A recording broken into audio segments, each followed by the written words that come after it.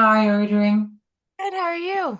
I'm doing good, thank you. Thank you for agreeing to do this today. And I just want to start by saying how sorry I am for, the other day. We were supposed to do this last week, but I was sick and I value your time and I just wanted to be at the best for you. So that's why I've asked to postpone. So thank you for agreeing to do this.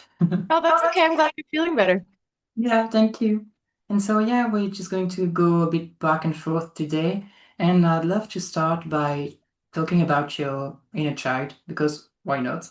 And I want to ask you, when you think about you when you were little, what were you dreaming about? I had a very vivid imagination as a child. So I, oh, sorry, I'm getting an echo. On my side, it's okay, but you're not the first person to tell me that. Is it better now? Let's see. Nope. No, No? that's weird. Right. What happens? Uh, maybe if I change. Oh, can't hear you. I can't hear you, but there's no echo. Now? Now there is no echo. Excellent. Can you hear me? Yeah, I can hear you now. Okay, so that was my professional mic, but Oh, yeah. uh, Um, I had a very wild imagination as a kid. So I imagined a lot of things. It was pretty easy for me to slip into imaginary worlds. My dad had a video camera, and there's lots of footage of me running around being lots of different people. Um, I think in terms of what I dreamt about for my life, for as long as I can remember, I wanted to be a performer. And I started like doing a lot of play around that when I was really young. I dreamt of performing, had a lot of dreams of family. I come from a very close family. But yeah, I mean, in terms of my future, I'm very lucky in that I feel like I dreamt about what I'm getting to do now. And I feel really privileged to be able to say that. I know a lot of people don't get to do that. But I lived in a very imaginative world, to the point where sometimes I wonder, I look back and I have to make sure that I'm filtering what was real. And just a couple of times when I yeah. really wanted something and I really wanted to picture something and I would imagine it really hard. And it almost creates it creates a kind of memory. It's a memory of a dream, right? But it was always something, the imaginative world was always something I was very connected to, and dreams, I think, are a big part of that. And were you, for example, watching a TV show or a film that later on you got to step into that role that as an actress, and that was like a mind-blowing moment for you? Yeah, I've actually had a few of those. I've been very, very lucky. That's probably one of the craziest things about my career is so I was a massive fan of three things. When I was really young, I was a huge my favorite thing in the world was Anne of Green Gables. And the books and the audiobooks and the movies, and I'd read all the books and I had all the audiobooks, and Megan Follows, who played Anne of Green Gables, read the audiobooks. It was her voice, and I watched the movies a million times, and I used to write her letters in my journal, Megan Follows, because she was my favorite actress. And fast forward 20 something years, I got to work with her as an actor, and I've got to work with her as a director more than once in both cases. The first time we were actually playing, we're, playing a couple, and it was just my heart stopped when I saw her. It was like my whole, from like this longest I can remember. And I told her, like, I immediately told her, because Megan's like the kindest, nicest person you could ever want to meet. And I told her right away, I'm sure I'm not the first one, but that was pretty cool. But then so that was like with someone that was part of my stories as a child. Yeah. The two big shows, and these are really crazy. So I was a massive fan of Degrassi when I was young, Yeah. the original Degrassi. So I was a kid when Degrassi High was on. So they were so cool, and they were teenagers, and they were so cool. And I thought Joey Jeremiah, that character, was like the hottest. Everyone did in the 80s. It was like if you were a kid, if you were a 9-year-old in the 80s, that was probably your first crush, or a 10-year-old. And then again, fast forward about 20, not quite 20 years, maybe 15 years. I actually auditioned for the new Degrassi, The Next Generation, Okay. playing Jeremiah's girlfriend in The Next Generation. So I actually got to play the girlfriend of the actual character that I had a crush on as a child. And I got to say lines to him and the other characters. Like, I don't know if you're familiar with Degrassi, but it was like I got to say, Yeah. like, "Come on, Snake, Spike loves you, and Joey and I'll be there." Like, it was literally like stepping into the television of my youth. It was the craziest thing. And the director, Phil, who's an amazing guy, he directed both the original and the new one 15, 20 years later. And he actually brought me in as a gift a Polaroid photo of Pat Mastroianni, who played Joey back in the 80s, which is how I remembered him. He brought it for me as a gift. And then more recently, my favorite show of all time, the only show I'd say I've ever been a real like true fan, like obsessive fan. Like I don't know if you can see my bookshelf behind you, but I've got like Law and Order, the video game, Law and Order, the board game, Law and Order seasons 1 through 20 on DVD. Because not all seasons are available online, so I have the disc drive for the DVDs. Like, that's the only show I've ever been, and I've been a fan since it came out when I was like, I guess 10. And just almost 3 years ago now, Toronto got its first Law and Order franchise, and I got a regular role on that. So I literally get to be on the show that is my favorite show of all time. And it was so crazy because my whole family, it's like a joke in my family how obsessed I am with Law and Order. So I was getting, when the show was coming to the city, I was getting messages from family members being like, "Oh my God, did you see Law and Order? It's coming to Toronto. You have to see it." And I was like, well, maybe I can get like there's got to be somewhere. And then I ended up with a regular role. And so every time I go to work or anytime we do press and they're playing the dun dun, it's crazy. Yeah, so I've been really lucky. Like I've got to step into a few worlds that I loved as a child, which I think is pretty rare. And Yeah. is it kind of breaking the magic for you or not at all? No, I don't think it breaks the magic at all because I think as an actor, getting to play a character in the French, because one thing about Dick Wolf and the shows that he creates is they're procedurals, right? They follow sort of strict rules, which is why I think they're so comforting for people. It's why I think people watch them for 20 seasons or more, because I think there's a comfort in the formats, right? There's a Yeah. comfort in so to play a character inside that, you're playing inside a very specific world that is what it's like to watch it in some ways, right? Like there's a rhythm to it, and every time I go in, it's part of a story that I'm familiar with, and it gets very comfortable very quickly on those sets. Like I play the pathologist, so I've got my lab, and I've had my lab now. We're going into 4 seasons. So if anything, it's made the magic greater because I still like I was literally watching an episode of Law and Order just in the background before I logged on to talk to you. Because it's my comfort show, right? So Yeah. then I still have that. It doesn't break anything about the magic of that fan feeling that I have, but then I get to actually walk into that Okay. space Okay. and be a part of it and also to be informed by 30 years or more. It started in 1990, so I was 9 when it started. So we're going into 35 years or something of being immersed in that kind of world that he created. So no, I don't find it breaks the magic at all. And with Degrassi too, if anything, I think seeing behind the scenes, some people say that seeing behind the scenes breaks the magic, but Yeah. I actually don't find that. For me, seeing how things are done is so magical. Like when you walk onto Degrassi Street, which is actually on a lot, like there's a real Degrassi Street in Toronto, but they built a Degrassi Street in the lot. And it's all houses. When you open the door, there's nothing behind them, behind the doors, right? Or you Yeah. like walk to the top of the stairs and there's just nothing and in the house, right? Or you go into the school and the school is a real, it's set up like a school, but then you've got hair and makeup over here. I find that very magical. I really find filmmaking, and every time I walk onto a set and see the detail and see the precision, and you get to be in there and immersed in all the props and stuff, like that is magical to me. So it's a different kind of magic, but for me, it doesn't break the feeling of magic at all. And Yeah. did being a Law and Order fan help you somehow to apprehend your current role in the show? To do what, sorry? Did being a Law and Order fan helped you to prepare, I guess, for Oh, the role you have now in Law and Order, but in Toronto?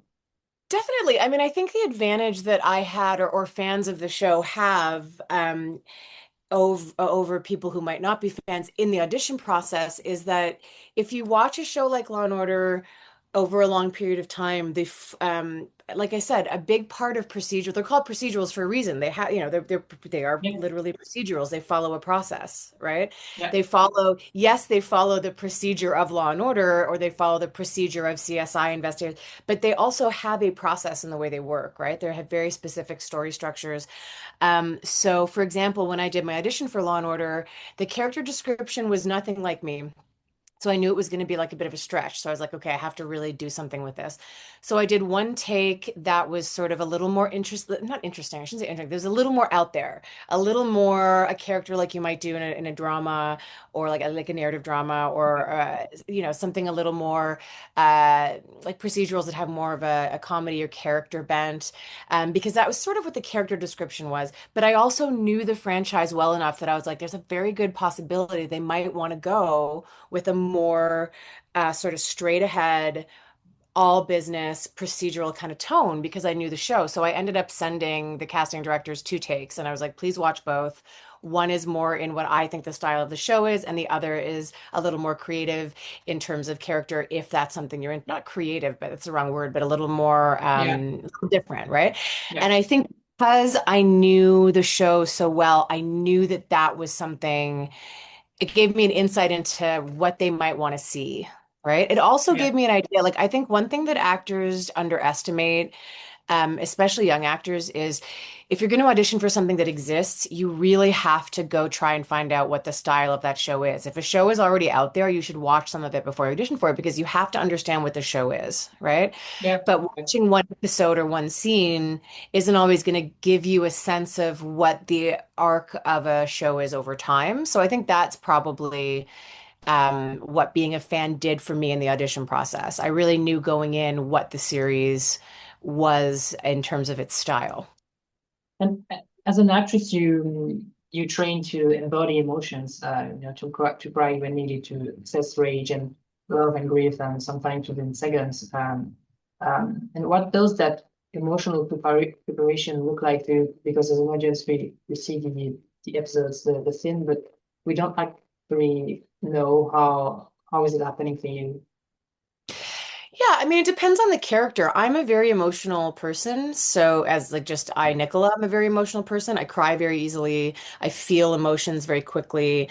It depends on the character because oftentimes actors get asked a lot about like, how do you cry? How do you show emotion? But if you're an emotional person, sometimes figuring out how not to show that is even harder, right? So because I'm an emotional person, it's Yeah, not hard for me. And also I've been doing this a long time, so I can cry on command. I can make emotions come up easily, maybe more easily than some because I'm already like that. So for me, there's a bigger challenge, and this is something that comes up with Law and Order. It also came up a lot with my character I did a show called Untamed with Eric Bana, a Netflix series, limited series a couple of years ago. And that character was sort of similar in some ways to my character on Law and Order, where they're very stoic, they're very quiet, they're very still, they're very focused, they don't show emotion. But if anything, they're criticized for not showing emotion. So that's actually harder for me, right? So yeah, that's a situation where I have to really go in and do the work of, okay, so how do I get into the mind of someone whose emotions work completely differently than mine? Doesn't mean they don't feel things, right? But they don't show them the way I do. So my solution, the way I do that for me, like I'm an actor who, for me, transferences work really well. So transference meaning, usually when we talk about transferences, we talk about the Stanislavski concept of like, I am putting you in the position of, so I'm acting with you, and I'm going to transfer onto you that you are boyfriend, family member, husband, whatever, right? Um, and that's my transference. But then there's also, for me, there's who do I know who is like this character that I'm playing, right? So there's a few people in my life who are close people who are incredibly stoic, who I look at them and I go, I don't understand how you work. I don't get it. So I've watched them a lot growing up, going like, wow, how do you do it? So when I play those kinds of characters, I think about those people in my life who are like that. Well, how do they move? How do they? And then when you start getting into how do they move? How do they breathe? What are their facial expressions like? How do they show? How do they speak? I find that when you get into the body and the mind and the physicality and the voice of someone, then sometimes the emotional cues they come on their own, right? Yeah. Because if you're in a more like I move all the time. I constantly like, and one thing that happened with Untamed and it happens with Law and Order a lot is people will go, "Oh, it took me a long time to figure out that was you." And they're like, I don't know why. And I think it's because in real life, if you ask anyone about Nicola, she talks so much and she moves all the time, right? I'm always in motion, I'm always talking. But these characters don't. So when people see those characters on TV, they're like, oh, she looks like Nicola. But we don't realize how much the way someone moves and the Yeah. speed, like someone who talks slower, someone who speaks at a lower volume, like someone who doesn't move, instantly changes, right? So that's usually my process. And then if it's a very emotional character, like sometimes it's a character who is more emotional than I am. And then for me, obviously, it's about figuring out what, the standard stuff that you hear about normally, like what can I imagine that will help me bring these emotions up. But then also, for people who are really emotional, how do you push past the sense of the social awareness? How do you push past? And for me, a lot of that has to do with things like breathing. Like if you're breathing in the emotion of sobbing, if you're breathing in that, your body goes, "Oh, I'm crying," and your body responds. And so then you've got the pieces, and those are the two pieces, right? The emotional part and the technique part. And you have to have both as a TV actor because you don't get rehearsal, you don't get to try it a bunch of times like you do in theater, right? Yeah. So if you're there on the day and the emotion's not coming, you can't just be like, oh, it's not here today. You can't do that in theater either, but you really have to sometimes lean on technique, because you got a couple of takes and you're done, right? So you have to be ready to do it. If you don't get there naturally, the way all actors want to get there, right? But if you don't get there, that's your problem. And the audience doesn't care that you couldn't get there that day. The audience needs, and they don't care if you feel it. The audience wants to feel it. So in fact, it's like incredibly indulgent. Like when you hear stories about actors being like, "Well, I didn't feel it," and it's like you only hear that from like big celebrities because they're given time sometimes. They're used to have, whereas the average actor on TV, like if you're not feeling it, that is your problem. You cannot ruin it for the audience. You got to lean on that technique and give them the experience, right? So half of it is emotional work and half of it is technical work, I'd say. Yeah. That's so fascinating, about being able to turn on feelings for like just like that for a role, but just like that. And in real life, do you feel that you have that same control over your own emotions, or is it completely different because I mean they're yours, and not the character's emotions? I have very little control over my emotions in real life, but I can in certain situations. Like I think, like I'm a parent, for example, right? So if you're going through something challenging as a parent that's very emotional, there are things that you just have to do for your child. And I can do it for my son. Not that you don't show children emotion, but like there was a period in my life when I was grieving very deeply and my child needed to be allowed to also grieve and we needed to grieve together, but I also needed to not grieve in front of him all the time because that's not healthy for children. And my son is the only person that I can kind of override the things that I need to in service of protecting him, right? And in some ways, I think that's what we do in our work too, right? Like on the worst, it's one of those things where you hear about people on like the worst day of their lives having to go and shoot a really happy scene, right? Or the best day of your life, you have to go pretend you're devastated.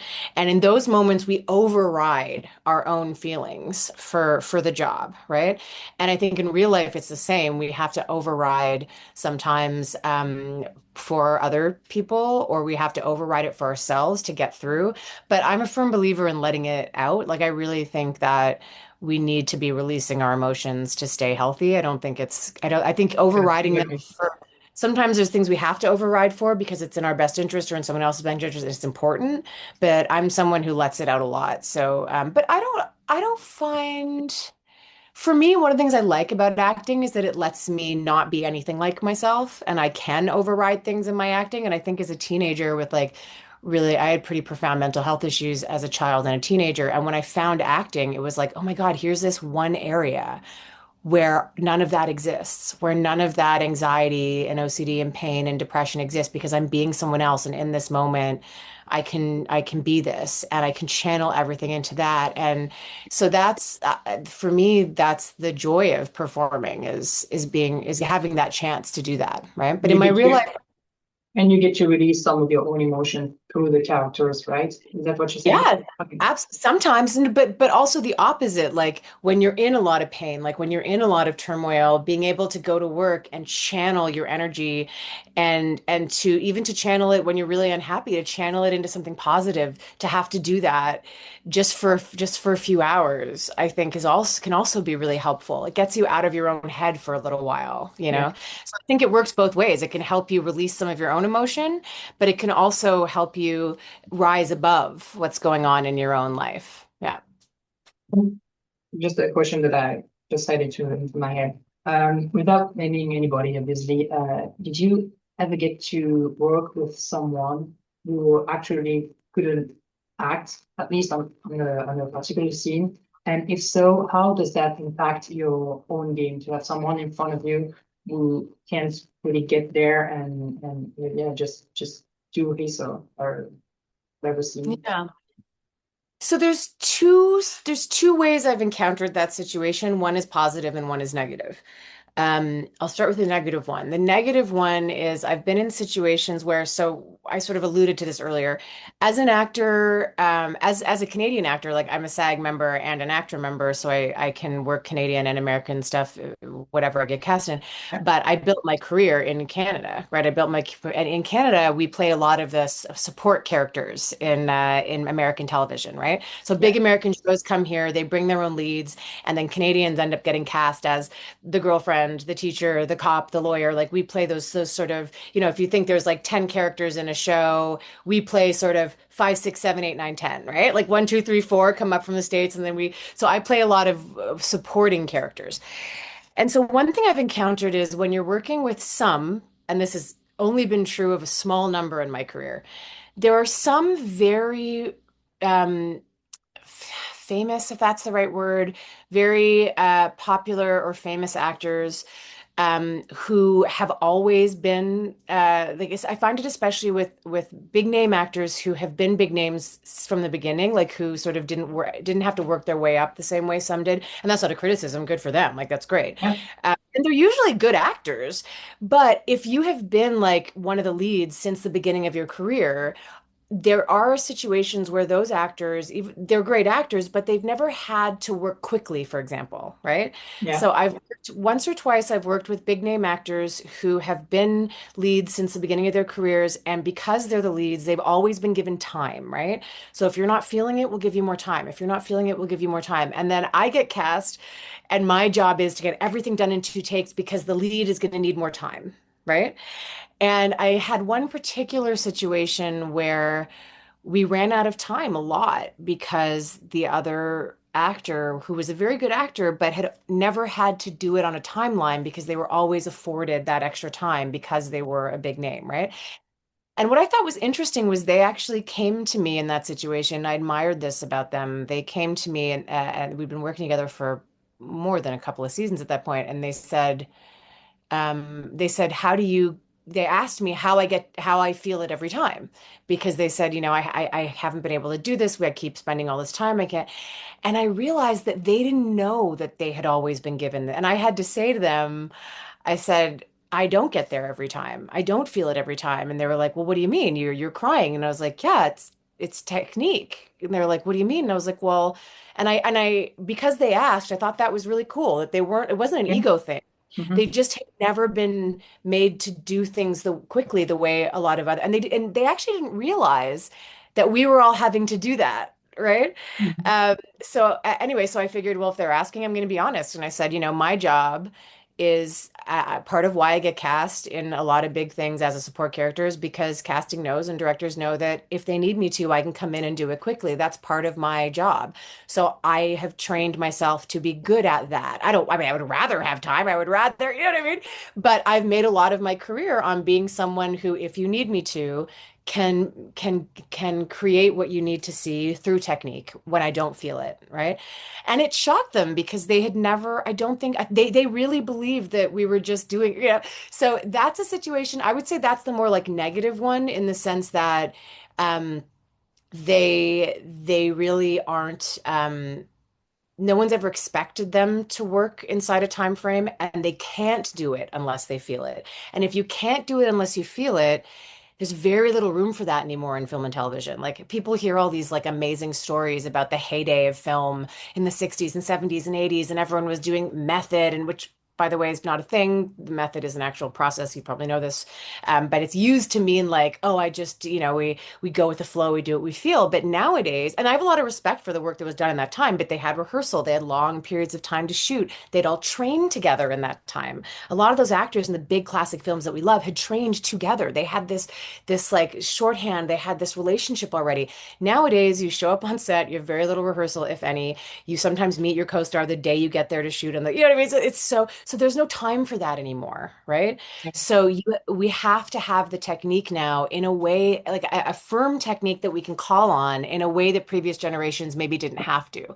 So that I would say is when it becomes a bit of a more negative thing where another performer actually can't get there in time. And in some cases, it means like, I've been on shows where we lost a day, like we ended up having to redo scenes because the other performer felt like they really couldn't get there in the time frame. But that's very unusual.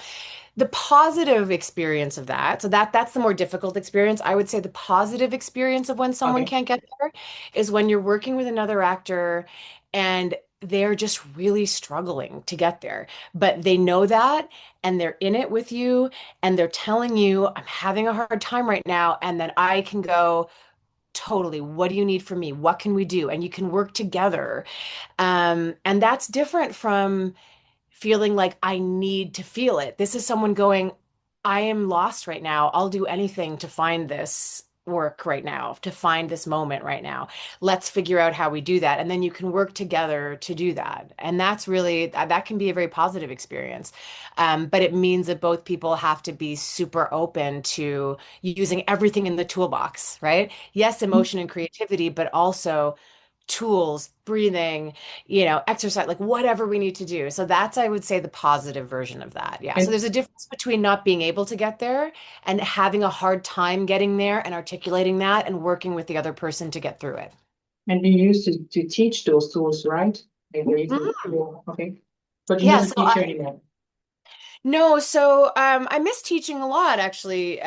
Sometimes I started, I worked first like 10 years of my career through my 20s. I was actually doing theater. I did a lot of classical theater and repertory theater and regional theater in Canada.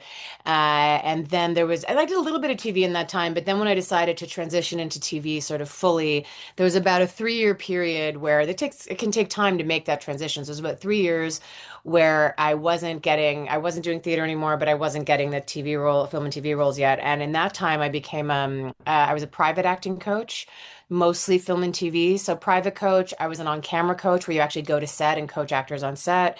I also taught at TMU, Toronto Metropolitan University. I taught acting and directing for camera at the university.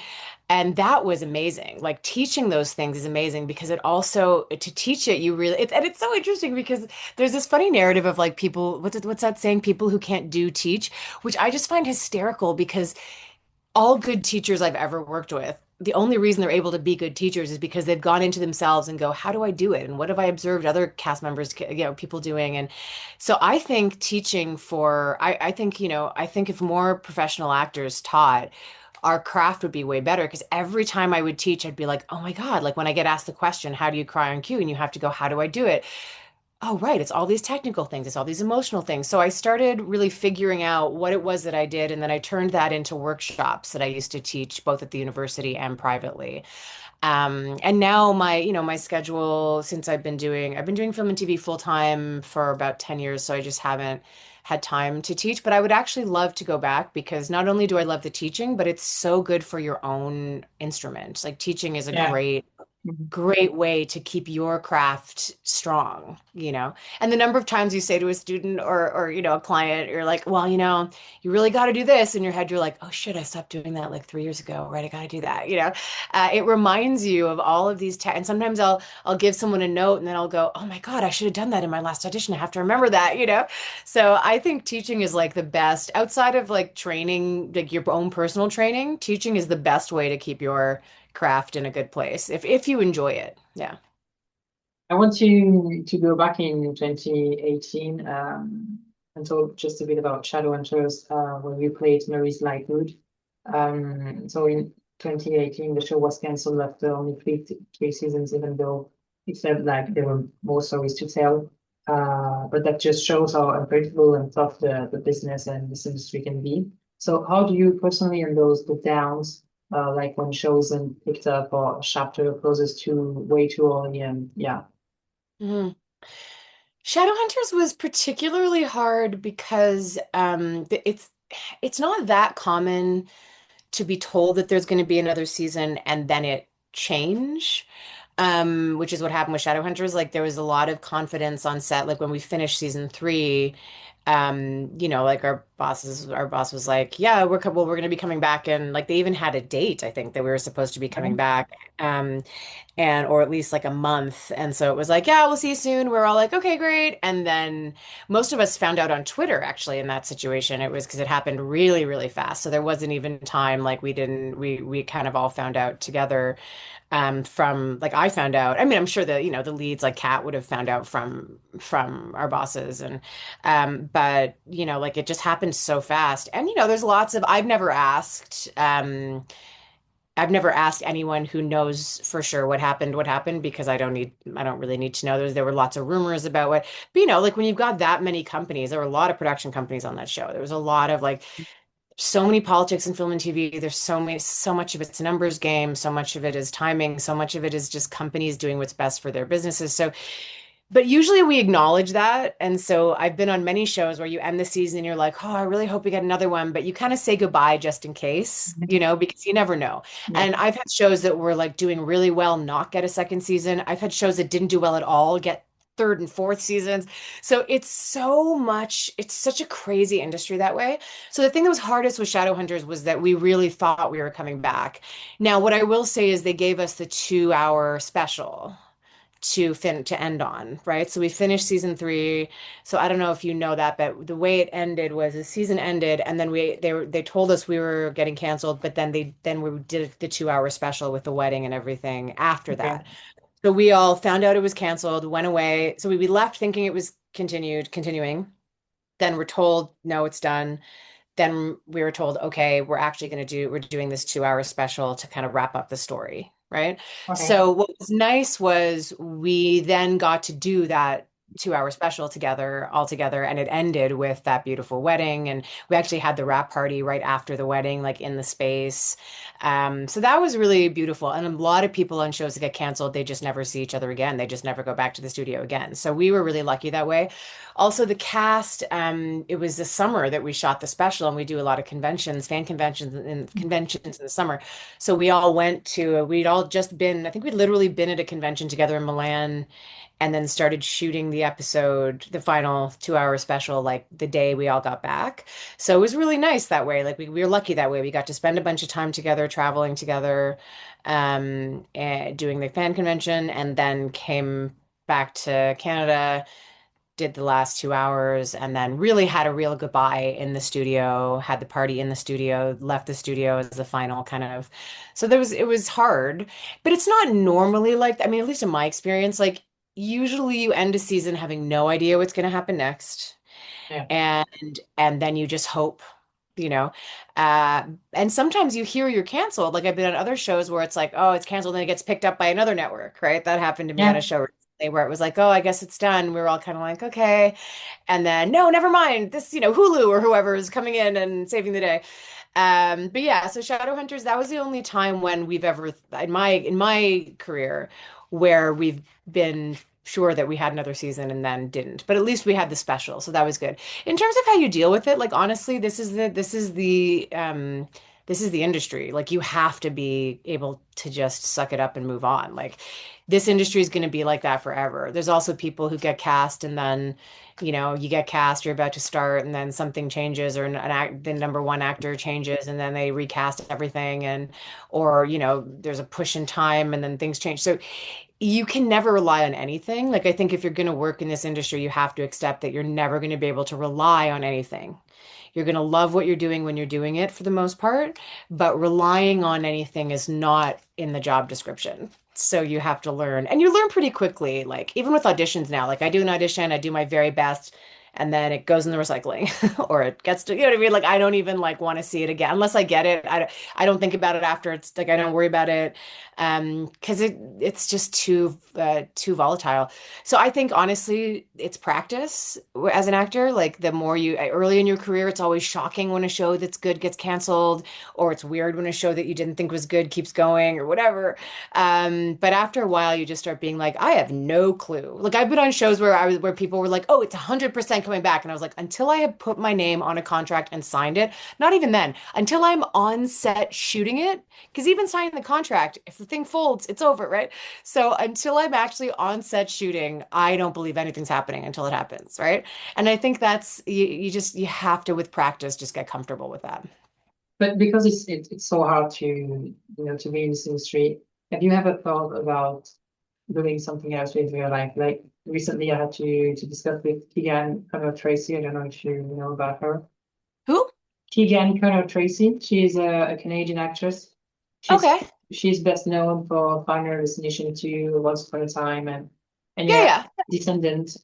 And yeah, she told me that she's thinking about uh, doing something else and maybe opening a bookshop because the Yeah. industry is so hard that she wants to have something else. And so, yeah, is it the case for you as well, or not at all?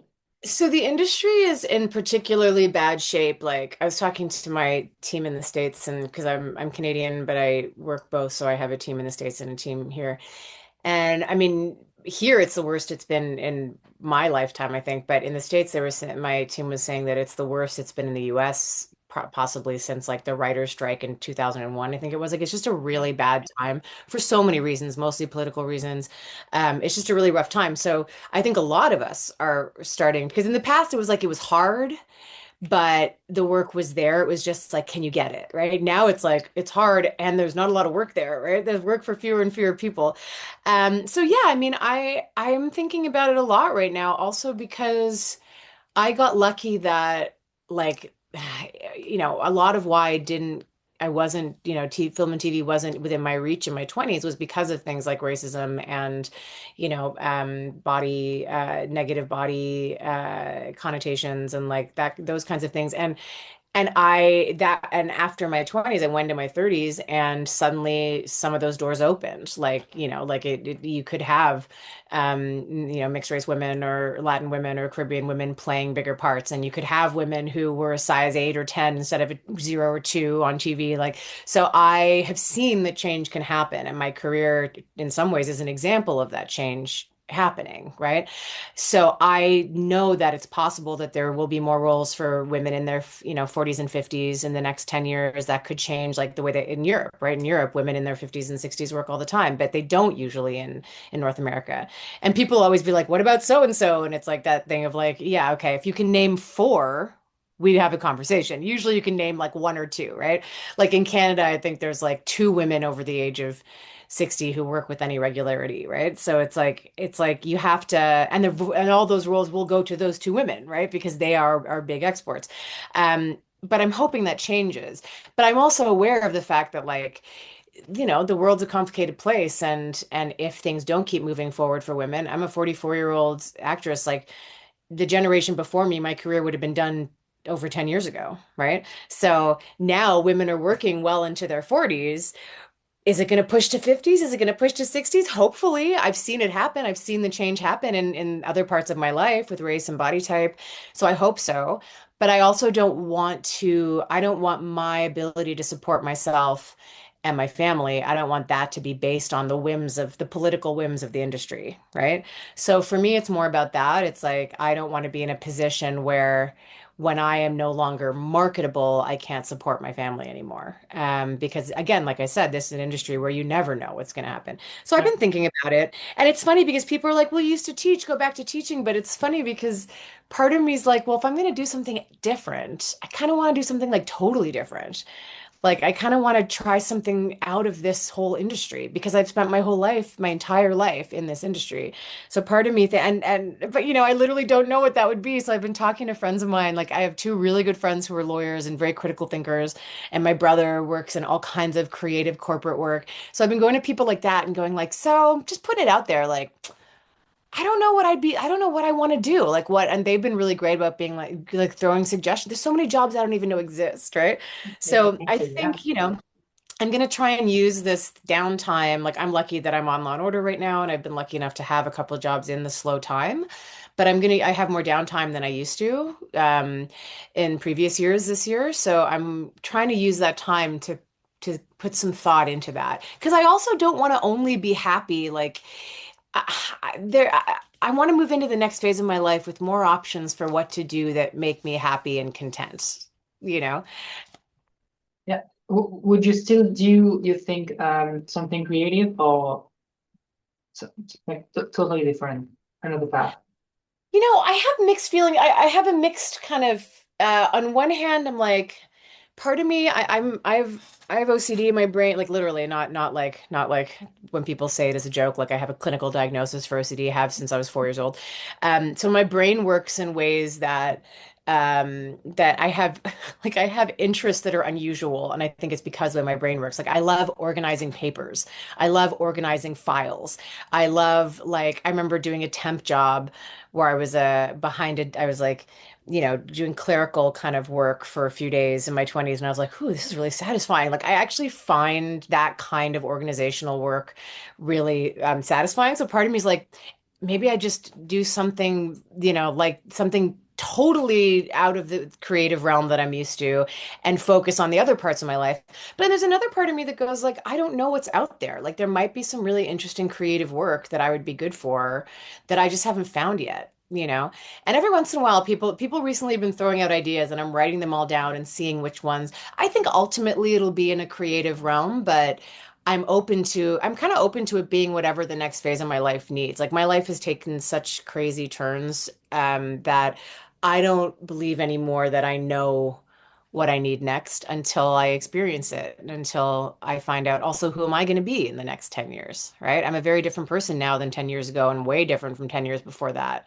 So, we'll have to wait and see. But I call this show the spark because of something that happened to me years ago, like really tiny, tiny thing, but that small moment in particular changed my trajectory and gave me a purpose, something that I want to achieve. I'm still not there yet, but I'm working on it. And yeah, I just don't believe in coincidence, and I think that every small move shapes the path that we're meant to walk. So my question is, looking back, was there a moment in your life, uh, whether it's an encounter, a decision that you made, like I said, even a tiny choice that still surprises you today because of where it led you? And it doesn't Yeah, have to be career related, whatever you're willing to share. there's a few, and interestingly, they were things that seemed really negative at the time, Mhm.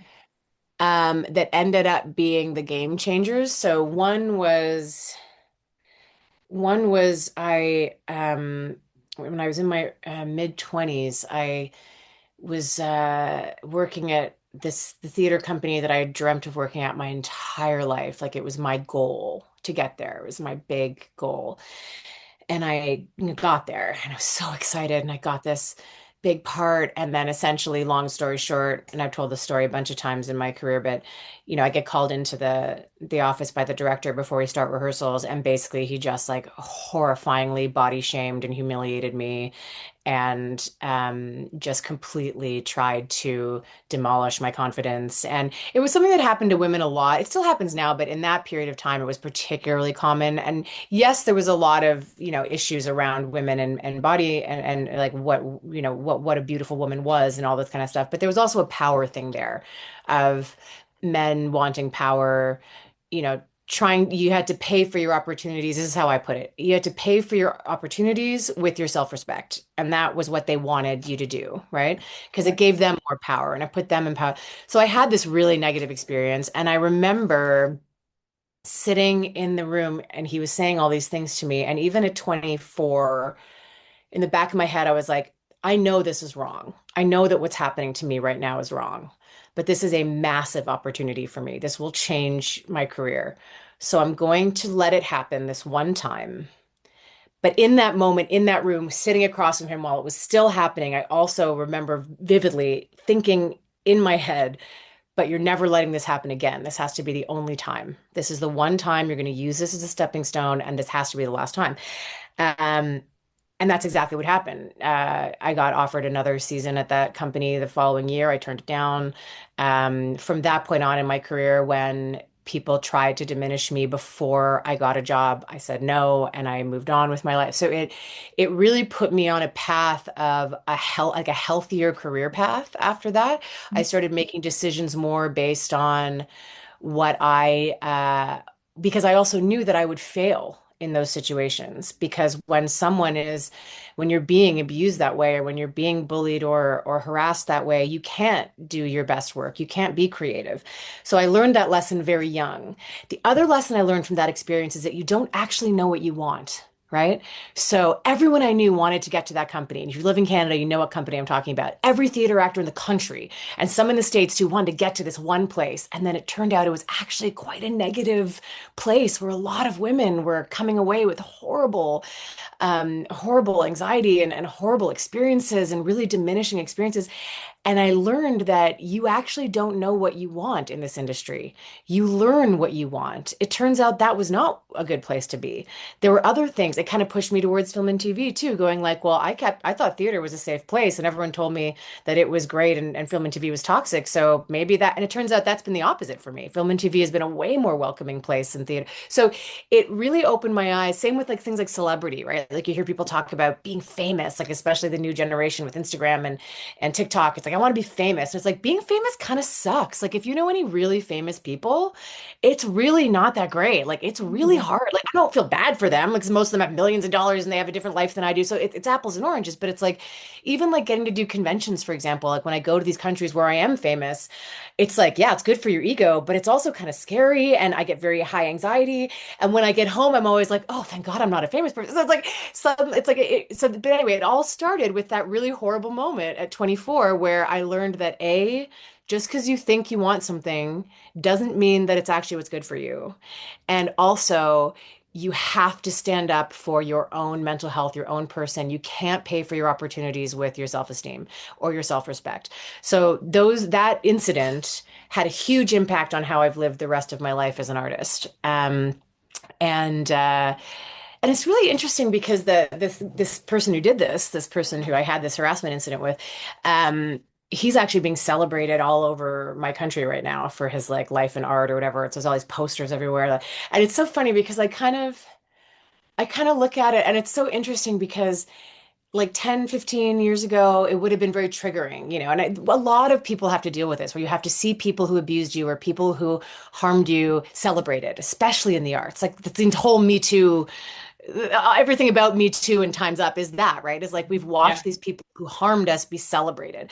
But what I find so interesting now is like, it doesn't touch me at all. Like I had someone reach out recently and be like, oh, it must be so crazy seeing this horrible person get out. And I was like, I didn't let it change. I didn't let it change my life. I've achieved what I wanted to achieve. I've had success beyond my wildest dreams in spite of this person. And Mhm. in fact, I learned from this person to take my own path, right? So it doesn't hurt me anymore. And I think that's an important. So that one negative incident ended up, and I'm not saying that it was good that he did it, No, but no, no, no. I I'm just understand. saying that I learned a lot. I think I could have learned those things. I think the message of the current day, like I look at my son's generation and probably yours too, because I'm older than you. I feel like you guys have more of a sense of like, you can get to good places without being horribly abused. You can Yeah. get to good places without people treating you badly and being toxic, right? But I didn't live in that time. I just didn't. So unfortunately, we had to make choices sometimes on what do we do with these negative experiences. And I feel like it's informed me hugely. And I still hear that. I look at my 24-year-old self, like you asked about myself as a child. I often look back at my life or in my early life as an artist and go, I owe it to her not to let this happen again. I owe it to her to say no to this job. I owe it to her to push further on this issue. I owe it to her to go for this job because I like these people. You know what I mean? Right. There's a lot of healing that comes. So yeah, that was one of those turning points for sure. And then another turning point was I was in my early 30s, or maybe like just 31, something like that. And a team that I was working with, I was getting lots of great feedback, but I wasn't getting any. jobs. And there was a meeting, and casting kept saying they love me, but I wasn't booking anything. And so my team at the time had a meeting, and I was told that the result of the meeting was that as a mixed race person, me being like Latino in the eyes of the world was harming my career. So maybe we should try and make me white. So they said, maybe we dye your hair blonde, and if you can wear like whiter foundation, and maybe you can pass for white, and then you'll start getting jobs. And I went, and again, I flashed right back to that 24-year-old experience of being like, no, this is a toxic moment I'm having right now. This is not okay. And I went home and I said to my husband, I was like, I'm done. I'm not doing this anymore. This is not what I wanted. This is not how I want to do this. I won't do this. I will not try to make myself white to get jobs. I'm done. Let's have a baby. I want to have a baby. I want to move on with my life. I want to find other things. And I swear to God, within a month of that decision, I kept auditioning. Like I didn't give up but I was like, I'm done. This isn't going to be my life. I have to change course. So I started going into auditions with a lot more like, hi, thank you very much. Okay, bye. And the weight of it was gone, right? This weight of desperation of like, I want this job because I started just being like, I'm not going to do this anymore. So I went into the auditions with a lot less desperation and a lot less desire to even be a part of it. And I got my first big recurring on an American show like 2 months after that. And then things just went from there. And I think part of it again, it was a turning point because I went, oh, this isn't who I'm going to be. And that decision gave me the confidence to walk into the room, into audition rooms and into rooms with producers more as myself because I had made the decision not to be made smaller, not to be changed. And there's a power in that I think, even though I don't know if I felt it at the time, because I was very hurt at the time. Racism hurts. It was a hard moment. But I started walking into rooms with more of an understanding of like, all right, well, this isn't about me. I'm gonna just do my job and go. And that change, I think that changed everything for me. So again, I wish I had some like great story, but it's like in my case, those difficult moments led to a kind of personal peace and a sense of what I wanted as an artist that allowed me to move to the next level. And I Yeah. don't regret. Yeah.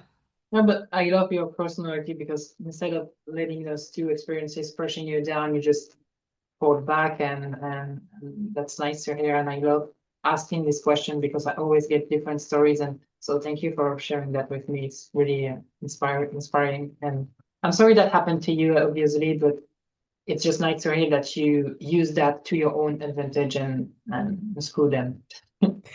Totally. But I also had a lot of very supportive people around me. Like I had two agents who really believed in me. I had my husband, I had my parents, I had people in my life who were giving me the support that I needed. And I understand why people stop, right? Like if you don't have support around you, then when those things happen, it's much harder to stay. Like I don't think it's because I'm so strong that I was able to do that. I am strong, but I think other strong people, I was lucky to have a lot of support around me in those difficult moments, right? Yeah. Um, so I also really admire people who decide to stop. I have a couple of friends who had experiences like that and went, you know what? I'm just not going to do this anymore. And I really admire them for that because they're choosing a life that they have more control and more empowerment in, and they chose it in that moment. And that's a totally valid decision as well. And Yeah. I'm very lucky that things worked out the way they have for me. And I hope they continue that way. But I also hope that I know when to, I hope to continue to know when to put on the brakes when I'm compromising myself for the job because I love the job, but it can't come before me and my family and That our happiness. Yeah. I have one last question and then I will let you go, if that's okay. Of Um, course. so you've done many interviews throughout your whole career. And first of all, thank you again for agreeing to do this with me today. I'm always grateful when someone agrees to talk with Oh, me. thanks for asking. And so my final question would be, if you could interview yourself, what question would you ask and what would be the answer? Like something you would really want to share with people.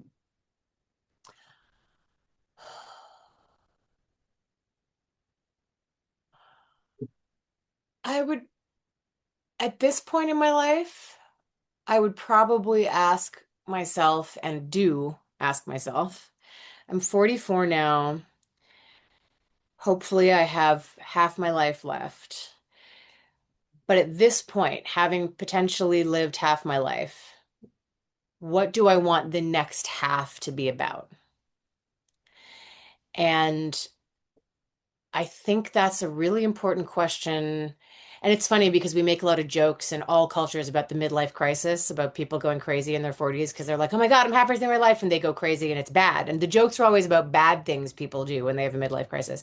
But I actually think it's a really positive thing to do, to take stock and go, okay, I've lived half my life.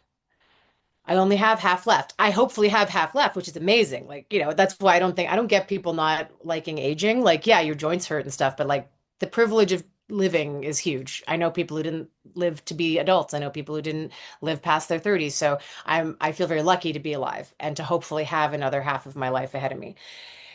So what do I want that next part to look like based on my experience so far? And interestingly, the answer, I think, ties all the questions you've asked today, kind of come back to the answer to that question, which is I feel like I spent the first part of my life, particularly the last 20 years, where I was building my career and where I was an adult building my career.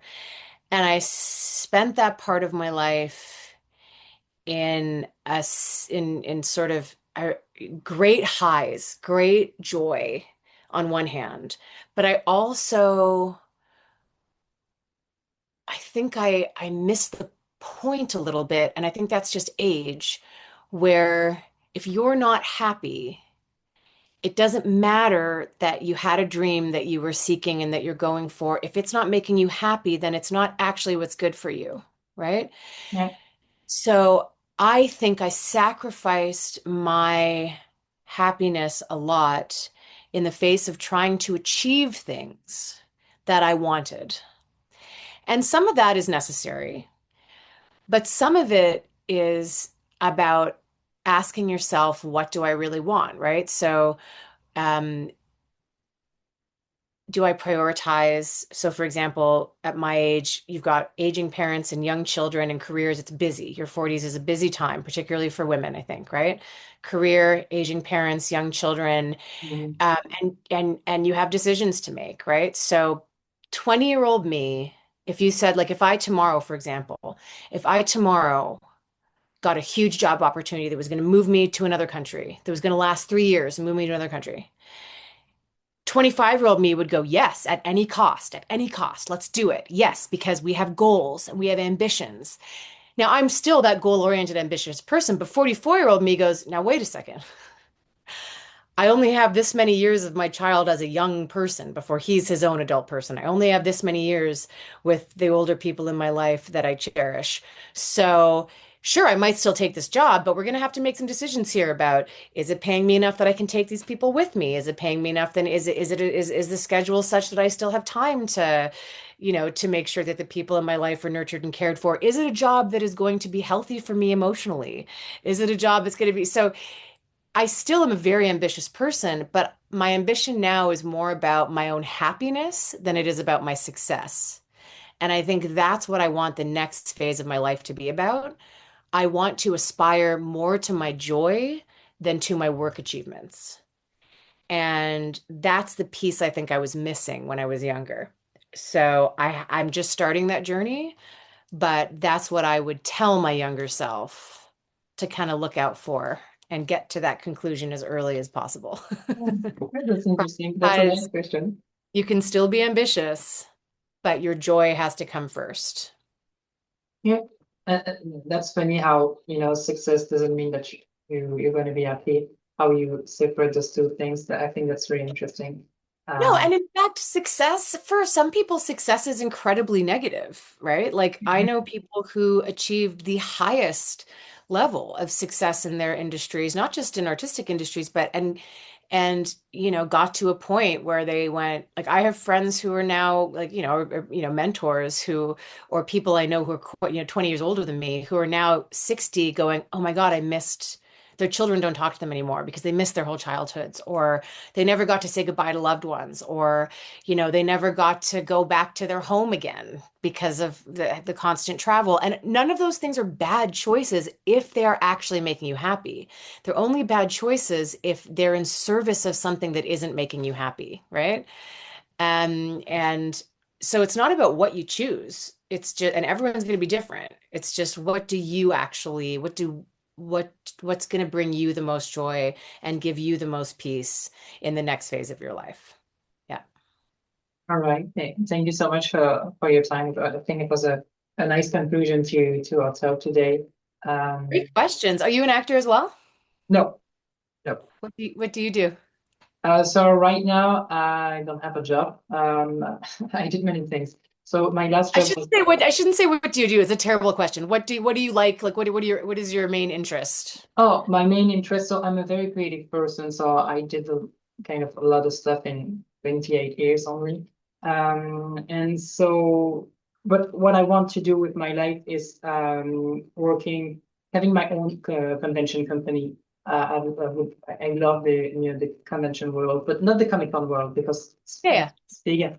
I'd rather organize, small events in hotel like the ones you did in Paris, for example, because I just like, there are less people, and so they get to connect more with the actors, and you get to connect more with fans, and I just love that kind Yeah. of big bubble. And so yeah, that's my goal, is to have my own convention company. And besides from that, I really like to write, and so I wrote a book in French with Amazon, and I Oh, distributed it cool. as well. So yeah, I do That's many things. great. Oh Well, I yeah. can't wait to read it, and I look forward to going to your conventions. Yeah, well, maybe in 5 years, perhaps. Excellent. Yeah, I'm just, I know in my heart that I know that I'm going to do it. Like I know that that's something I was going to do. And I've known the convention world for 10 years now, and I got to be a part of it. I was once a volunteer at Dream Meets Convention. Mm. I did an internship here in Belgium, and so yeah, I got um, to try some stuff in the field. So I had some experience, but for my own thing, I want to take the time and have the right storytelling, because Mm. yeah, I want to have a strong storytelling, and yeah. So, but definitely, I would love to work with you and get to chat with you. That would be so fun. So Invite me, I'll come. yeah, for sure. I will say that to your agent. Please do. Well, your questions were so great. They were so thoughtful, and it was a really great conversation. I appreciate you asking me. Thank you. Thanks a lot. And Thank yeah, you so so much. have a nice day. Is it the afternoon for you? No? Yeah, it's 3 p.m. Okay, 3 p.m. Okay. So All yeah, right. Thank you have a so nice much. And I day. love Belgium. One of my favorite conventions was in Belgium. Oh yeah? I did a Weavents Con in Belgium in 2019. I just loved it. Okay. It wasn't a Comic Con, it was a convention in a hotel, right? Private, yeah, hotel. It was like I think they've dissolved since, but it was a company called Weavents, and they did great conventions. I loved their Events. conventions. Okay. Yeah, they were out of Paris, but they did. I loved their work. Yeah, and yeah, Belgium's so beautiful. Yeah. Well, Well, thank you for maybe having me. maybe you'll be back. We'll I'd see. love it. I'd love it. Thank you so much. Best of luck Thank to you. you. Have a nice day. Bye-bye. Too. Thanks for having me. Bye. Bye.